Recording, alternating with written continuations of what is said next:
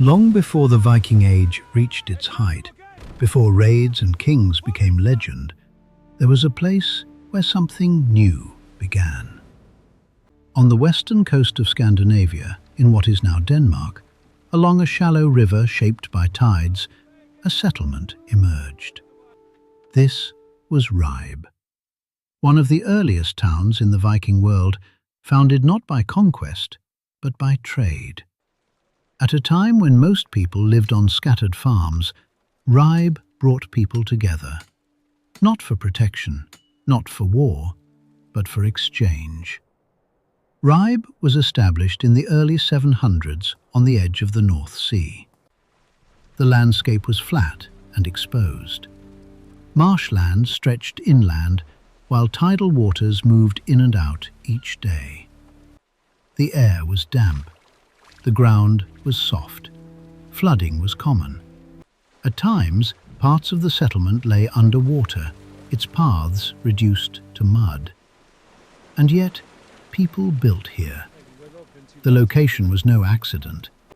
Ribe stood at a natural crossroads, a meeting point between land routes and sea routes. From here, goods could travel north into Scandinavia or west across the North Sea toward the British Isles. It was a place where journeys began and where they ended. In the beginning, Ribe was not a permanent town. It was a seasonal marketplace. At certain times of the year, traders would arrive, bringing goods from distant regions. Temporary stalls lined the riverbank. Simple wooden structures, nothing built to last. But even in this early phase, the market was organized. Plots were laid out. Spaces were defined. There was structure, even here. By the early 8th century, more people began to stay year-round. Temporary activity slowly became permanent.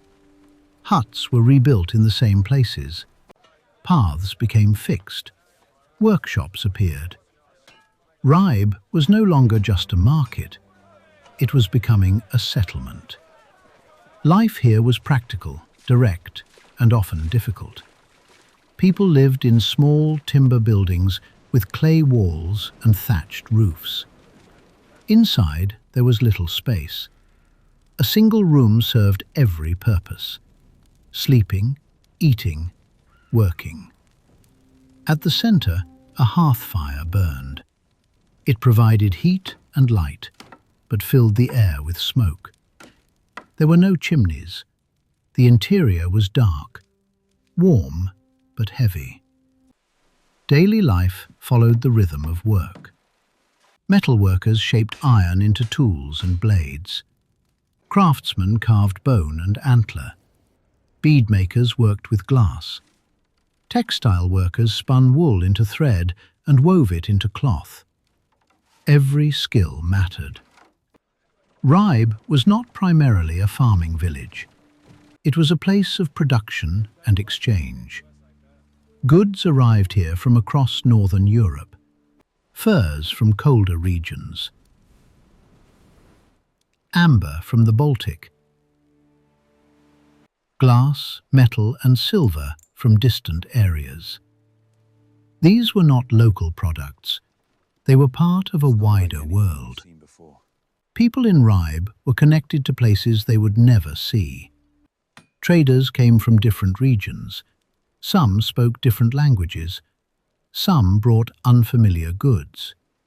But here, along the muddy riverbank, they met. Trade was not done with coins. Value was negotiated. Weight, material, craftsmanship. Trust mattered. Reputation mattered. But survival was never easy. Storms from the North Sea brought wind and rain. The wet ground weakened buildings over time. Wood rotted. Structures collapsed. And yet, people repaired and rebuilt. Ribe was never static. Layer upon layer, the settlement grew.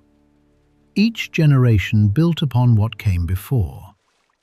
Food came from multiple sources: fish from the river, livestock from nearby farms, grain from surrounding regions. Ribe depended on both local resources and trade networks. Without these connections, it could not survive. And yet, people stayed. They returned. They built again.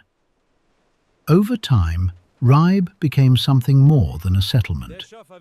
It became one of the first urban trading centers in Scandinavia, a place where people gathered not just to survive, but to participate in a growing network of exchange.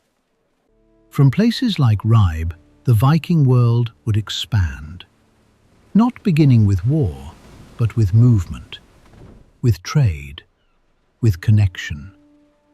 In the mud and timber of Ribe, long before the famous raids, the foundations of the Viking Age were quietly laid.